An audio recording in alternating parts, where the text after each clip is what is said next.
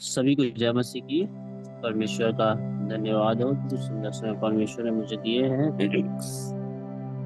तो आइए हम लोग वचन में जाने से पहले एक छोटी सी प्रार्थना करेंगे। धन्यवाद करते हैं पिता परमेश्वर प्रभु यीशु मसीह सुंदर समय के लिए। पिता पिता परमेश्वर, आज का दिन, आज का समय को आपके हाथों में सौंपते हैं प्रभु। आपकी इच्छा के अनुसार, आपकी मर्जी के अनुसार हमें पाए पिता परमेश्वर। हमें पवित्र आत्मा का सहायता दीजिए प्रभु कि आपकी बातों को सही रीति से बताने पाए प्रभु। और पिता परमेश्वर, जितने भी ग्रुप में जुड़े हैं उनको भी आपके हाथों में सौंप देते हैं। दया करिए, रहम करिए पिता परमेश्वर। आदर और महिमा आपको देते हैं पिता। प्रार्थना प्रभु यीशु मसीह के नाम से मांगते हैं, आमीन। ठीक है। आज हम लोग नीति वचन 22 अध्याय 1 से लेकर हम लोग 29 पद तक क्या करेंगे देखेंगे।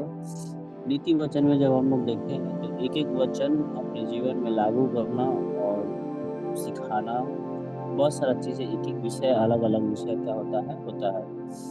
लेकिन इन सभी विषय को बताने के लिए थोड़ा समय भी ज्यादा होना चाहिए, लेकिन फिर भी मैं कोशिश करूंगा इन बातों को मैं बता पाऊँ शॉर्टकट में। ठीक है, तो आइए हम नीति वचन को देखेंगे। हम उस वचन को पढ़ेंगे।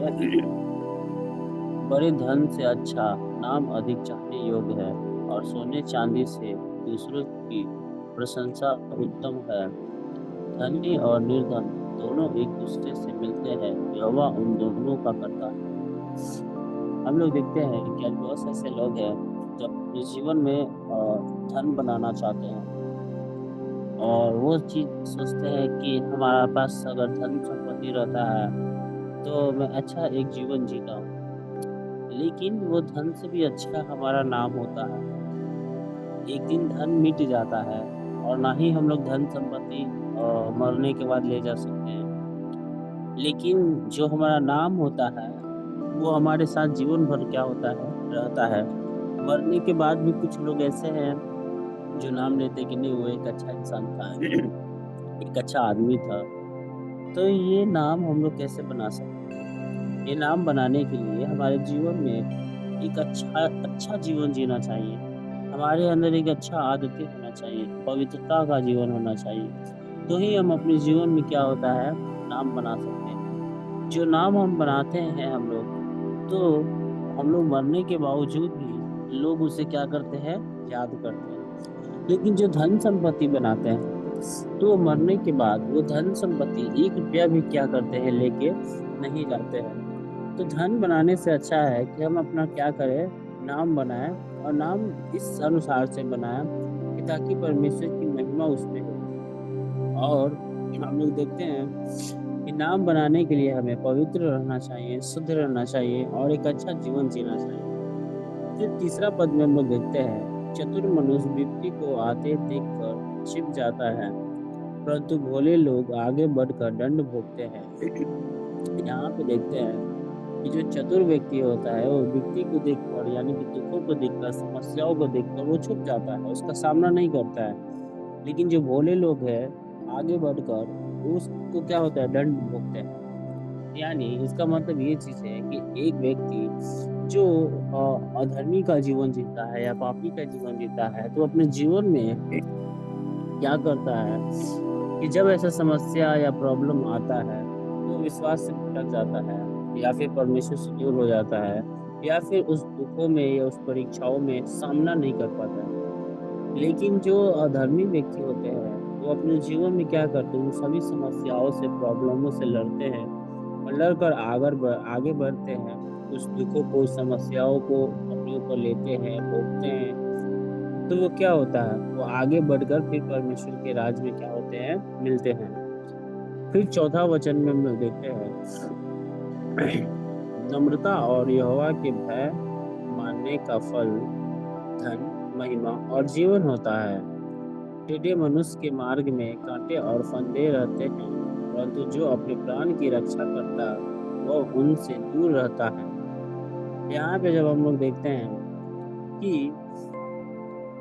यहोवा का भय मानना और नम्रता, जब हमारे जीवन में नम्रता और परमेश्वर के प्रति भय रहता है, तो हमारे पास धन संपत्ति भी होता है, और बड़ाई भी होता है, नाम भी होता है, और जीवन भी मिलता है।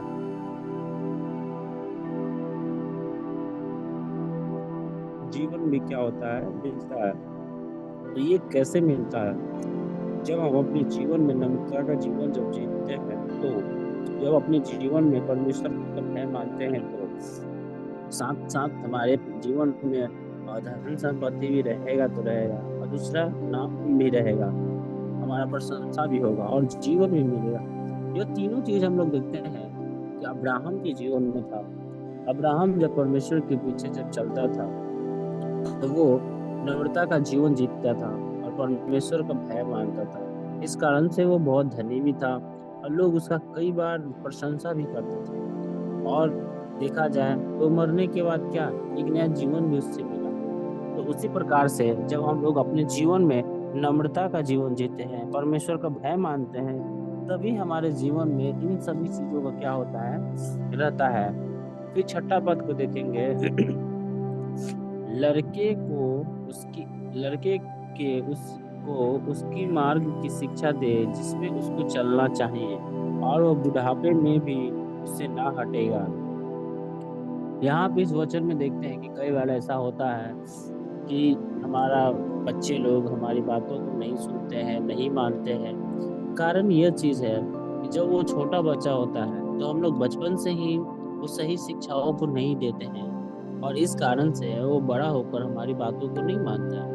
लेकिन अगर अपने बच्चों को शिक्षा देना है, तो हमारे लिए, हमारे बच्चे के लिए क्या सही शिक्षा है, उस शिक्षा को देना चाहिए।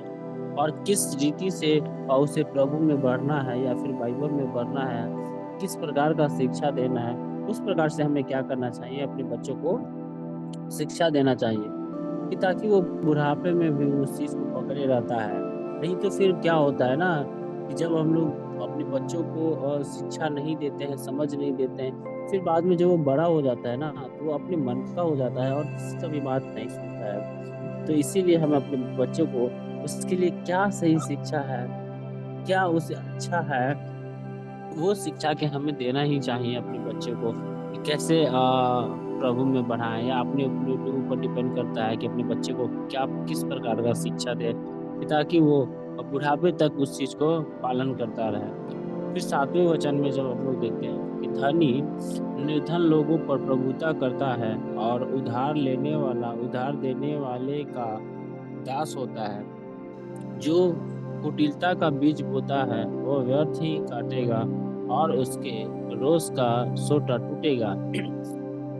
जब हम लोग देखते हैं कि जो व्यक्ति एक दूसरे से पैसा लेता है, तो जो पैसा लेता है, तो वो पैसा देने वाला का क्या हो जाता है, दास बन जाता है। और दास बन जाता है, और उस अनुसार से जो है उसके ऊपर वो प्रभुता करता है। जब कई बार ऐसा होता है कि बहुत से ऐसे लोग किसी से पैसा लेते हैं, और जब वो नहीं देते हैं, तो जो पैसा दिया हुआ रहता है उसके ऊपर प्रभुता करता है। उसके ऊपर जैसे कि बहुत प्रकार का मारना पीटना या फिर डांटना, इस प्रकार से वो क्या करता है। तो ऐसा हो जाता है। तो इसीलिए हम अपने जीवन में क्या करना चाहिए, कि कभी भी लोगों के ऊपर भरोसा ना करके बल्कि परमेश्वर के ऊपर भरोसा करना चाहिए। आठवें वचन में लिखा है कि जो कुटिलता का बीज बोता है, यानी कि देख रहे हैं ये कुटिलता का बीज क्या है, यानी सूद पे पैसा देना। एक व्यक्ति यहाँ सूद पे पैसा दे रहा है, पैसा देने के बाद एक व्यक्ति से वापस ले रहा है, तो ये एक कुटिलता का काम है। और कुटिलता का काम ये क्या है, ये व्यर्थ ही है और अनर्थ ही है। तो इसीलिए उसके जीवन में कभी भी क्या होगा, सफलता प्राप्त नहीं होंगे, और एक दिन वो क्या होगा, और जो भी वो कार्य कर रहा है उसमें वो टूट जाएगा, उसमें वो फलेगा नहीं। फिर नौवें वचन में हम लोग देखते हैं, दया करने वाले पर आशीष फलती है, क्योंकि वह कंगाल को अपनी रोटी में से देता है। यहाँ पे हम लोग देखते हैं कि दया करने वालों को क्या होता है, अपनी रोटी वो क्या देते हैं, कंगालों को देते हैं। कई बार ऐसा होता है कि जो दयालु व्यक्ति होता है, तो वो खुद नहीं खाता है, लेकिन दूसरों को क्या करता है, दे देता है। तो इसके पीछे, वो दूसरों को देने के पीछे कारण क्या है, कारण यह चीज है कि जैसा कि बाइबल बताता है, यीशु मसीह बोलते हैं कि जब मैं भूखा था तुमने खाना खिलाया, जब मैं प्यासा था तुमने मुझे पानी पिलाया। तो कई बार ऐसा होता है कि जब कभी भी हम लोग किसी को खिलाते हैं या पिलाते हैं, बल्कि उसे नहीं, बल्कि परमेश्वर को खिलाते हैं। जब हम परमेश्वर को खिलाते हैं, हमारे अंदर कभी कभी ऐसा होता है कि किसी लोगों को देख कर दया आता है। उस दया के कारण जब हम लोग खिलाते हैं, तो वो परमेश्वर को हम लोग खिलाते हैं और परमेश्वर के लिए करते हैं। फिर 10वें वचन में हम लोग देखते हैं, ठट्ठा करने वालों को निकाल दे, तब झगड़ा मिट जाएगा और वाद विवाद और अपमान दोनों टूट जाएंगे। यहाँ पे हम लोग देखते हैं कि कई बार ऐसा होता है संगति में, जब हम लोग रहते हैं तो बहुत से ऐसे लोग हैं जो ठट्ठा करते हैं। उसमें सब लोग सही रहेगा, लेकिन एक ही लोग ऐसा है जो उसमें क्या करेगा, फूट डालेगा, ठट्ठा करेगा, हंसी मजाक करेगा। तो वैसे लोगों को निकाल देना चाहिए, अपनी संगति में नहीं रखना चाहिए। तो क्या होता है, अपने आप जो है वो किसी प्रकार का झगड़ा या मैटर हो वो सॉल्व हो जाता है। फिर हम लोग 11वें वचन में देखते हैं, जो मन की शुद्धता से प्रीति रखता है और जिसके वचन मनोहर होते हैं, राजा उसका मित्र होता है।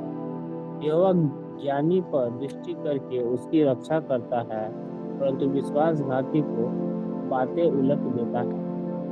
यहाँ पे जब हम लोग देखते हैं कि जब हम लोग ज्ञानी होते हैं, जब परमेश्वर के वचनों को जानते हैं, समझते हैं, या किसी भी प्रकार का समझ या बुद्धि होता है, जो अपने बुद्धि ज्ञान से सही बातों को जब हम लोग बोलते हैं, तो बात क्या होता है, बहुत एक कीमत होता है उस बात का।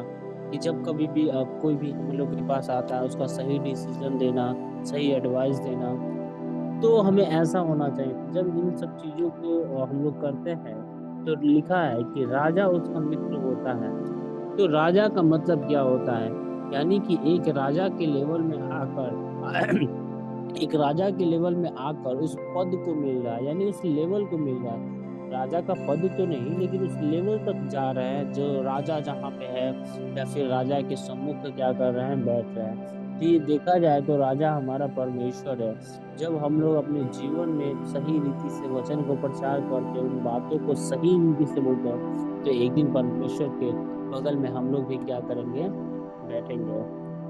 फिर 12 वचन में देखते हैं 13 वचन में देखते हैं कि आलसी कहता है, बाहर तो सिंह होगा, मैं चौक के बीच घात किया जाऊंगा। तो यहाँ पे देखते हैं कि कई बार ऐसा होता है कि बहुत से ऐसे लोग हैं जो अपने जीवन में आलसपन रखते हैं, और आलसपन के कारण वो क्या करते हैं, मतलब कि जरा सा घसकना भी नहीं चाहते हैं, जरा इधर उधर जाना भी नहीं चाहते हैं। वो यह चीज सोचते हैं कि मैं बाहर जाऊंगा तो लोग मुझे घात कर देगा, मुझे मार देगा। आलसीपन के कारण क्या करते हैं, वो लोग करते हैं। लेकिन ये आलसीपन उनके जीवन में एक दिन कंगाल का रूप लेके आ जाता है। तो ये कंगाल का जब रूप लेता है ना, तो कंगाल के रूप में क्या होता है, इंसान नाश हो जाता है। लेकिन परमेश्वर हमेशा मेहनती लोगों को ही चुनते हैं अपने कामों के लिए। लेकिन हमारे जीवन में अगर आलसीपन है, तो हम लोग परमेश्वर के सम्मुख नहीं हो सकते। 14 वचन में जब हम लोग देखते हैं कि पराई स्त्री का मुंह गहरा गड्ढा है, जिससे यहोवा क्रोधित होता वही उसमें गिरता है। हम लोग देखते हैं कि पराई स्त्री का मतलब होता है दूसरे प्रकार की स्त्रियां। तो हम लोग वैसे गड्ढे में क्यों गिरते हैं, जब वैसे गलतियों को जब हम लोग करते हैं, पराई स्त्री के साथ में और किसी भी प्रकार का रिलेशनशिप रखते हैं, तो परमेश्वर इस कारण से क्रोधित होते हैं। और जब क्रोधित परमेश्वर होते हैं, तो जाहिर सी बात है हमारा बचाव परमेश्वर की ओर से जब नहीं होता है, तो हम लोग ऐसे दुखों में या पापों में गिर जाते हैं जो हमारा बचाव कहीं से नहीं होता है। तो जब हम पराई स्त्री के साथ में किसी प्रकार का संबंध रखते हैं, तो ऐसा प्रॉब्लम होता है कि हम लोग नाश हो जाते हैं। जिस कारण से परमेश्वर भी क्या होते हैं, क्रोधित होते हैं। फिर 15 वचन में हम लोग देखेंगे, लड़के के मार्ग में मूढ़ता की गढ़ बंधी रहती है, परंतु अनुशासन की छड़ी के द्वारा वह खोल कर उससे दूर की जाती है।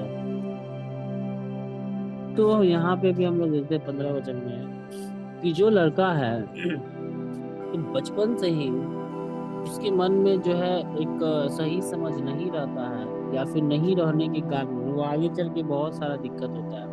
अगर वैसा बचपन से ही वो लड़का के मन में मूर्खता का काम है, तो ये सभी के जीवन में होता है। हम लोग देखते हैं कि बचपन से ही हम लोग क्या है, पापी है। अब मूर्खता का काम होता है क्या? पाप करना, यानी कि वो पाप करना मूर्खता ही है। तो हम लोग बचपन से ही क्या करते हैं, पाप करते हैं। लेकिन अनुशासन की छड़ी के द्वारा वह खोल कर उससे दूर किया जाता है। यानी हम लोग देखते हैं कि जो अनुशासन है, कभी कभी ऐसा होता है, मेरा माँ बाप या कभी भाई कोई नियम कर देता है, तुम्हें यहाँ नहीं जाना, ये नहीं करना, वैसे नहीं करना, बहुत प्रकार का नियम डालता है। तो उसके अनुसार क्या होता है, अपने जीवन को हम लोग सही रास्ते और सही मार्ग में ले जाते हैं। तो इसी प्रकार से परमेश्वर का वचन है, जो जब हम लोग परमेश्वर के वचन को खोल कर जब पढ़ते हैं, तो परमेश्वर हमारे ऊपर भी एक नियम लाता है। झूठ नहीं बोलना, चोरी नहीं करना, हत्या नहीं करना, ये पाप नहीं करना, वो पाप नहीं करना। तो इसके अनुसार से हमारा जीवन क्या होता है, सही होता है। फिर उसके बाद हम लोग 16 वचन देखेंगे, जो अपने लाभ के निमित्त कंगाल पर अंधेर करता है और जो धनी को भेंट देता, वे दोनों केवल हानि ही उठाएंगे।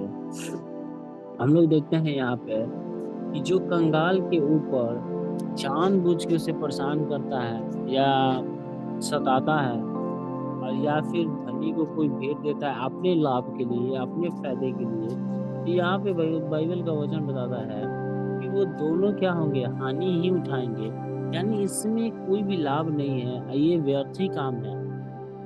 फिर इसके बाद 17, 18, 19, 20, 21 में जब हम लोग देखते हैं, तो यहाँ पे कुछ बातों को सिखाया जा रहा है, जो ऐसा हमारे जीवन में करना चाहिए, ऐसा रहना चाहिए, इस अनुसार से चलना चाहिए। उन बातों को क्या कर रहे हैं, बता रहे हैं। उस चीज को हम लोग पढ़ेंगे।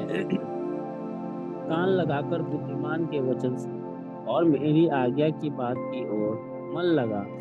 यदि तू उसको अपने मन में रखे और वे सब तेरे मुंह से निकला भी करे, तो यह मन भावनी बात होगी।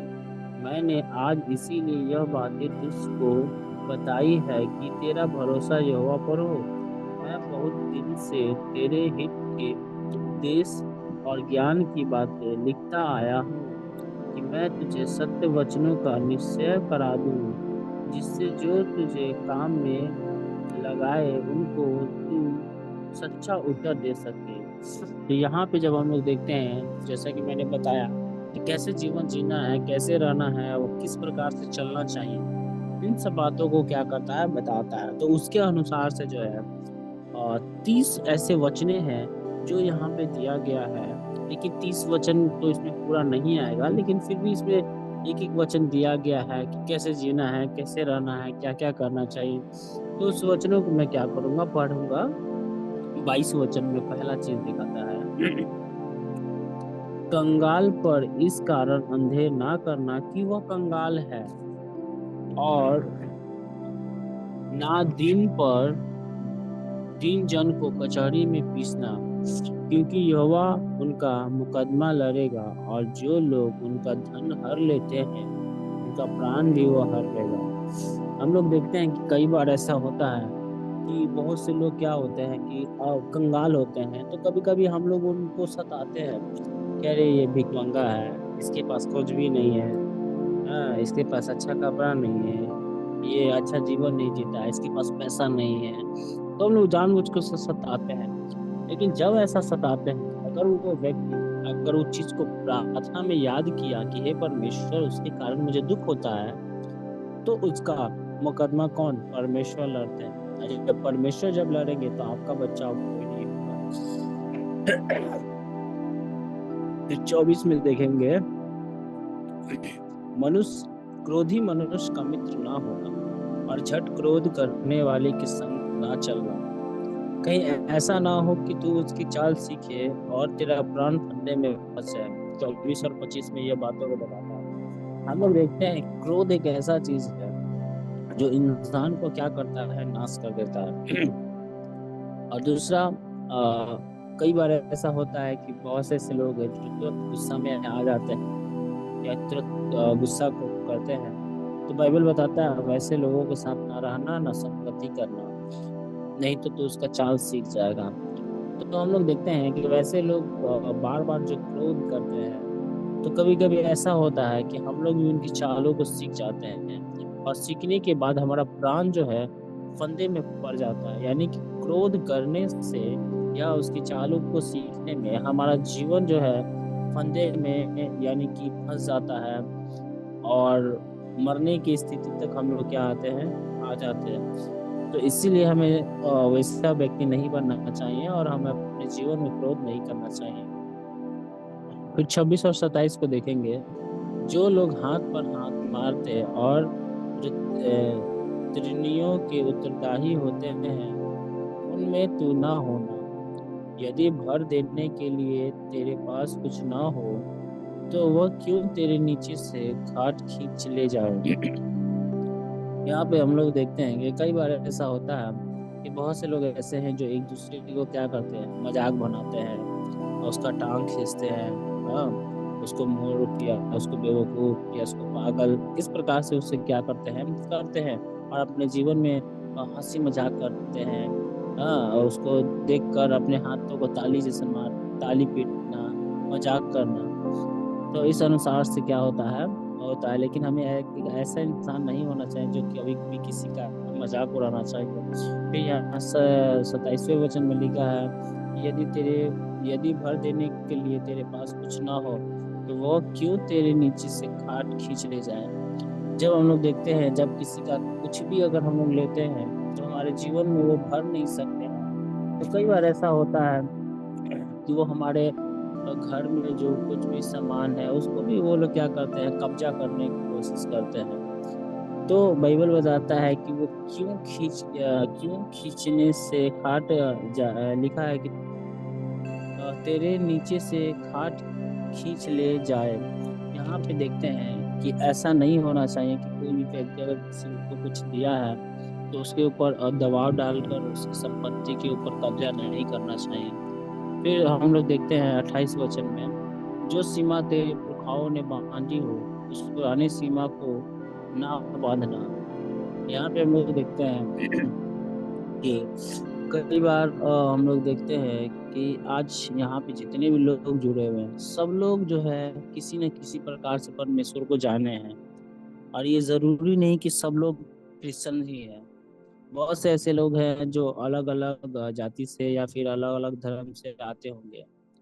तो आज हम लोग प्रभु को ग्रहण करते हैं, लेकिन जब हम लोग कैसे प्रभु को जाने, हम लोग भी पहले अपने जीवन में अ, हर रीति से वो नियम को करते थे जो हमारा माँ बाप करता था। लेकिन जब हम लोग सच्चाई को जाने, तो अपने जीवन में परमेश्वर को ग्रहण किए और सच्चाई के पीछे भागने लगे। तो उसी प्रकार से कोई भी व्यक्ति हो, हमें ये चीज अभी जानने का मौका है कि सही क्या है, गलत क्या है। तो इसलिए जो पुराना जो रीति रिवाज जो है हमारा, जो पूर्वज लोग जो करते हैं, तो हमें उस चीज के ऊपर सोचना चाहिए कि क्या वो कर रहे हैं तो वो सही है या नहीं है, क्या वो सच्चा है या नहीं है, क्या हमें करना चाहिए या नहीं करना चाहिए। तो ये समय है अभी हम लोग को जानने का, तो हम लोग क्या करेंगे, उस चीज को जानेंगे, और वो पुराने रीति रिवाजों के ऊपर हम लोग क्या करेंगे, नहीं चलना चाहिए। फिर लास्ट वचन में हम लोग देखते हैं 29 वचन में कि लिखा हुआ है, यदि तू ऐसा पुरुष देखे जो काम काज में निपुण हो, तो वह राजाओं के सम्मुख खड़ा होगा, छोटे लोगों के सम्मुख नहीं। तो यहाँ पे जब हम लोग देखते हैं काम काज में जो निपुण होता है, काम काज कौन करता है, जो मेहनती लोग होता है। तो जो मेहनती लोग हैं, जो हमेशा मेहनत करते रहता है हर एक चीज में, परमेश्वर के काम में हो चाहे और भी कोई काम में हो, तो परमेश्वर से प्रसन्न भी रहते हैं। और दूसरा, वो बड़े बड़े लोगों के साथ में क्या होता है, बैठता है, क्योंकि वो अपने मेहनत से अपनी कामयाबी को हासिल करता है। लेकिन जब हम लोग अपने जीवन में मेहनती नहीं होते हैं, तो हम अपने जीवन में कुछ भी नहीं कर सकते हैं। यहाँ पे हमें हर रीति से क्या करना चाहिए, मेहनत करना चाहिए। और दूसरा, कि किसी भी प्रकार का कोई भी काम क्यों ना हो, बस हमें क्या करना चाहिए, मेहनत करना चाहिए, क्योंकि ऐसे लोगों को परमेश्वर पसंद करते हैं। तो अपने जीवन में हम लोग जब देखते हैं कि जब ऐसा हम लोग मेहनती होते हैं, तो हम लोग क्या होते हैं, राजा के सम्मुख क्या होते हैं, खड़े होते हैं, बल्कि छोटे लोगों के सम्मुख नहीं। क्योंकि ये चीज जो दिया गया है, ये मेहनत के कारण जो है, जो राजाओं के सम्मुख खड़ा होंगे हम लोग। तो इसीलिए अपने जीवन में जब हम लोग मेहनत करते हैं, कहीं कहीं जाकर सुसमाचार को सुनाते हैं, ये भी एक मेहनत का काम है। कहीं पे भी और धूप में बारिश में जाते हैं, परमेश्वर को वचन को बताते हैं, ये भी एक मेहनत का काम है। लेकिन जब जी जान लगा कर, चाहे धूप, हम लोग धूप को ना देखें, बारिश को ना देखें, जी जान लगा कर जब परमेश्वर की सेवकाई को करते हैं और उसमें मेहनत करते हैं, तो मरने के बाद अपने परमेश्वर के सामने हम लोग खड़ा होंगे और अपने परमेश्वर को देखेंगे। तो आशा करते हूँ कि इस वचन से प्रभु सभी को आशीष किए होंगे। आगे कुछ समय स्टालिन भाई को देना चाहेंगे। थैंक यू भैया। आइए हम लोग प्रार्थना करेंगे। प्रार्थना करेंगे। धन्यवाद करते परमेश्वर, तूने अभी तक हम सबको संभाला है परमेश्वर। जो मीटिंग द्वारा सुबह के समय में तेरे वचन को ध्यान करने के लिए मदद किए, इसलिए धन्यवाद परमेश्वर।